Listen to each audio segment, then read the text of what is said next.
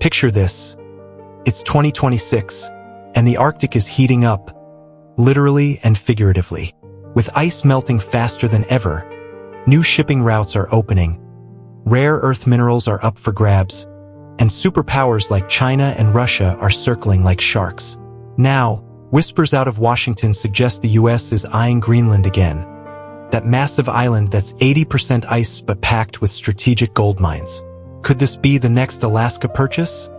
Or a geopolitical powder keg waiting to blow? As investors and self-made wealth builders, we don't just watch the news, we game out how it impacts our portfolios, our nation's edge, and our future security. Today, we're diving deep into why controlling Greenland could supercharge America's economy, geopolitics, and defense, or why it might be a trillion-dollar trap we should avoid. Buckle up, because this isn't just about ice, it's about dominance in a warming world. From an economic standpoint, Greenland under US sway would be like unlocking a frozen vault of treasures. We're talking vast reserves of rare earth elements, stuff like neodymium and dysprosium that's critical for EVs, wind turbines, and tech gadgets. Right now, China controls 80% of that market, jacking up prices and holding the world hostage during trade wars. If the US integrated Greenland, we'd slash import dependency, boost domestic manufacturing, hello? Made in America boom, and potentially add billions to GDP through mining ops. Think job creation in extraction, processing plants sprouting up, and export revenues flowing. Estimates peg the mineral wealth at over $1 trillion untapped.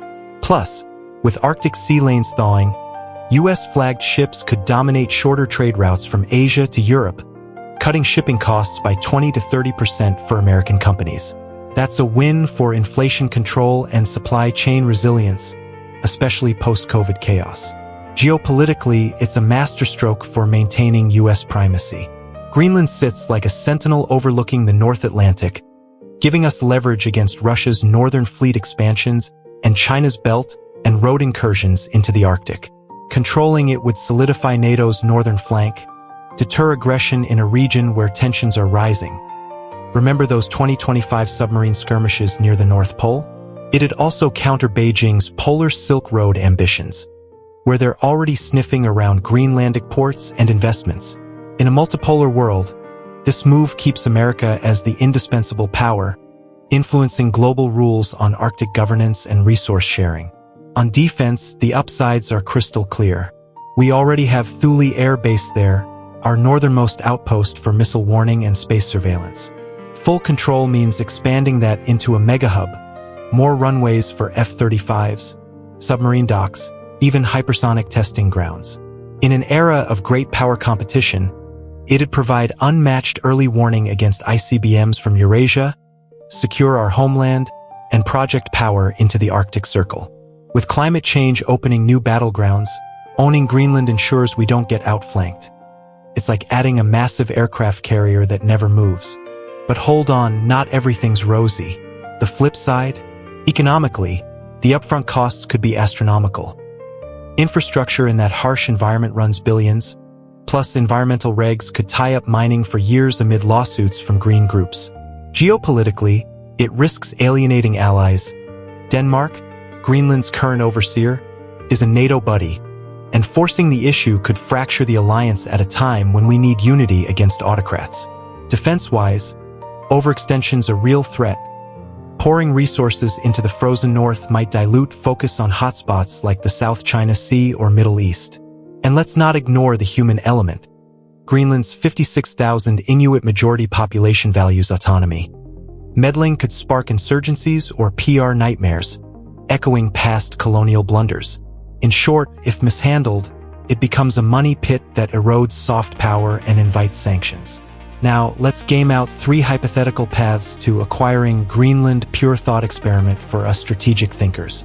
Remember, these are high-level scenarios, not blueprints. Real-world moves involve layers of diplomacy we can't predict. Scenario 1, military capture. This is the brute force play. US forces stage a swift operation, citing some imminent threat, like foreign encroachment, to seize key sites and install a provisional government. Successes? Rapid control over resources and bases, immediate deterrence against rivals, and a show of resolve that could rally domestic support amid nationalist fervor. Think stock surges in defense contractors like Lockheed or Raytheon as military budgets balloon. But punishments? Catastrophic. International condemnation would trigger UN resolutions, economic sanctions from Europe and beyond, and potential retaliatory strikes from Russia or China. Domestically, it could spark anti-war protests, impeachment talks, and a hit to the dollar's reserve status. Long-term, we'd face guerrilla resistance from locals, bleeding billions in occupation costs, echoing Iraq or Afghanistan, but in sub-zero temps. Scenario 2, purchase. Straight out of history books, like Trump's 2019 floated idea. Negotiate a buyout from Denmark, maybe $500 billion or more, framed as a mutual prosperity deal, with aid packages for Greenlanders. Successes? Legitimacy on the world stage. No blood spilled, just bucks. We'd gain instant economic integration, with mining royalties funding U.S. green tech transitions, and geopolitical brownie points for fair dealings. Defense upgrades happen smoothly, boosting alliances. Punishments? If Denmark balks, it strains transatlantic ties, leading to trade spats or EU tariffs on U.S. goods. Overpaying drains the treasury, fueling inflation or debt hikes that rattle markets. Imagine bond yields spiking as investors question fiscal sanity. And if locals feel sold out, internal unrest could delay resource extraction, turning the investment sour. Scenario 3, political pressure and bribery of residents. The covert route: ramp up influence ops, lobbying Danish politicians, funding pro-US Greenlandic parties, and offering incentives like scholarships, jobs, or cash to key community leaders for a secession vote or autonomy shift toward America. Successes? Subtle win without overt conflict. We'd secure economic footholds through joint ventures, geopolitical sway via basing rights, and defense enhancements under the guise of partnerships. It could inspire similar plays elsewhere, strengthening U.S. soft power. Punishments? Exposure blows up into scandals, think Watergate on ice, with leaks triggering investigations, ally distrust, and cyber retaliations from foes. Bribery backfires if locals rebel, leading to boycotts or sabotage that tanks resource projects. Globally, it damages America's moral high ground, inviting reciprocal meddling in U.S. elections and economic isolation from ethical investors. So, wrapping this up, my fellow investors and strategic thinkers, here's the real bottom line on Greenland in January 2026. Right as the Arctic drama is hitting fever pitch, Trump's back in the White House, and the Greenland talk isn't some 2019 meme anymore. It's front-page reality. Threats of doing it the hard way, discussions of lump sum payments to Greenlanders, think $10,000 to $100,000 per person to sway a secession vote, White House spokespeople refusing to rule out military options, and Secretary Rubio briefing Congress that the goal is still to buy it from Denmark while keeping all options open. Denmark's PM Fredriksson is warning that any force would be the end of NATO. European leaders are issuing joint statements saying Greenland belongs to its people, and Greenland's own government is united. Not for sale, full stop. Polls show 85% plus of the 57,000 Inuit majority population rejecting a U.S. takeover outright. From our perspective as Americans building wealth in a multipolar world, the strategic case for U.S. control remains rock solid on paper. That GUK gap choke point? It's still the gateway for Russian subs into the Atlantic. Patuxent Space Base, formerly Thule, feeds missile warnings straight into our homeland defense systems. With the ice melting, new Northwest Passage routes could shave thousands of miles off Asia to U.S. shipping. Potentially 5% of global trade by mid-century if infrastructure follows. And those rare earths? Greenland holds the world's second-largest reserves after China, estimates around 1.5 million metric tons of oxides, plus uranium, zinc, iron, critical for EVs, defense tech, wind turbines. Breaking Beijing's 80 to 90% stranglehold on processing could save U.S. manufacturers billions in the long run and supercharge Made in America supply chains. In a world where China weaponizes minerals during trade spats, owning or dominating access to Greenland's vault is a massive national security and economic hedge. But here's the cold, hard investor math. The risk-reward is brutally asymmetric right now. Short-term upside? Defense stocks, Lockheed, Raytheon, Northrop, are already popping on every new threat headline.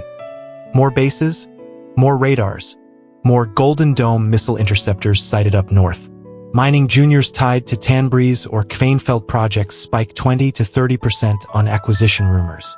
If a clean purchase happens, big if, we'd see a multi-decade infrastructure boom. Ports, roads, processing plants, trillions in eventual value unlocked. Royalties flowing back to Uncle Sam. The punishments, though, they could wipe out gains faster than a flash crash.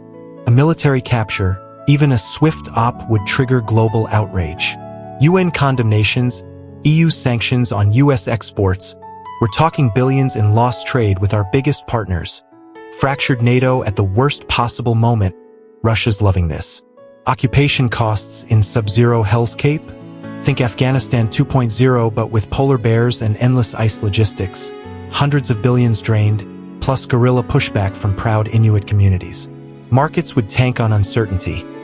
Dollar weakens, bonds sell off. Inflation ticks up from disrupted transatlantic ties. A straight purchase. If Denmark caves under tariff threats or massive aid packages, it might preserve some face, but expect transatlantic trust to crater. European retaliation tariffs hit US AG, tech, autos. Debt markets freak over another $500b, $1t plus impulse buy on top of our existing deficits. And if Greenlanders feel sold like colonial property, internal sabotage or legal blocks delay mining for decades, your trillion-dollar mineral play becomes a money pit. No pressure plus incentives route. This one's the sneakiest and perhaps most realistic. Fund pro-US parties, scholarships, jobs, direct cash to voters for an independence referendum that pivots toward America. Maybe a compact of free association like Palau or Micronesia. Defense ties, economic aid, no full sovereignty loss. Successes, quiet control, basing rights expanded, mineral JVs without blood. But leaks kill it. Scandals like Watergate on ice, congressional probes, cyber counterstrikes from China/Russia. America's rules-based order brand takes another hit. Ethical funds dump US assets, and rivals get bolder meddling in our backyard. Hawaii, anyone? Bottom line for your portfolio in 2026. Greenland is high-conviction geopolitics, but treat it like a leveraged options play. Massive upside if it breaks our way peacefully, catastrophic drawdown if it goes sideways. I'm personally overweighting defense/aerospace names that benefit from Arctic buildup regardless of ownership. They win either way. Sprinkling into critical minerals ETFs with exposure outside Greenland, Australia, Canada, US domestic plays, and hedging with gold plus short-duration bonds for the volatility spikes ahead. This isn't about cheering or booing annexation. It's about positioning for whatever chaos comes next in a warming, weaponized Arctic. The island that looks like a frozen wasteland on the map could reshape global power, supply chains, and yes, your net worth for generations. Stay vigilant, keep compounding, and remember, in geopolitics as in markets, the biggest edges come from seeing the risks others ignore. What do you think? Buy the rumor, sell the news, or just hedge and watch? Drop your takes below, and let's build this wealth engine together.